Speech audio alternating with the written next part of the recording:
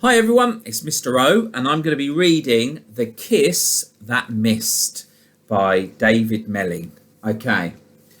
Once upon a Tuesday, the king was in a hurry as usual. Good night, he said, and he blew his son a royal kiss. It missed.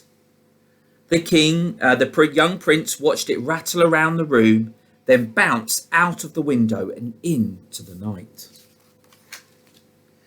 The prince told the queen told the king, and the king had a quick word with his loyal knight. Follow that kiss, he squawked. The knight mounted his horse. Eventually, and he galloped off in hot pursuit until they came to the wild wood. Wild creatures with wild eyes, too much hair, and very bad manners lived here. It was dark.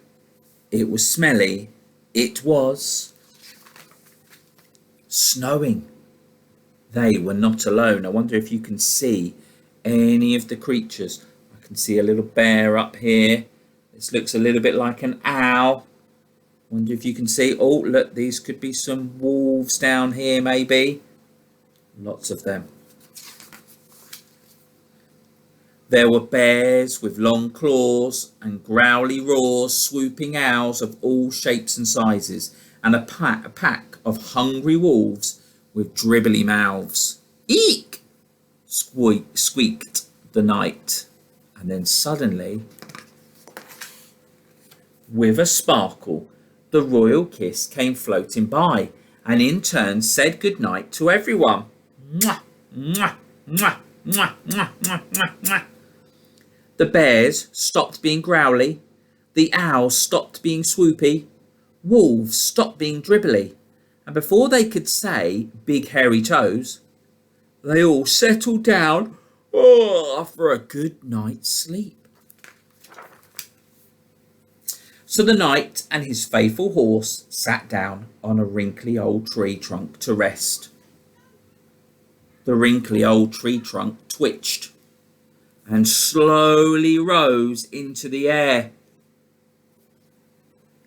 above the woods and into the clouds. Can you see what they're sitting on?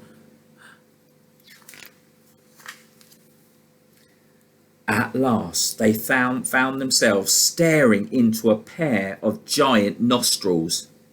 A dragon with "This lot would be nice for breakfast" eyes leered greedily at them.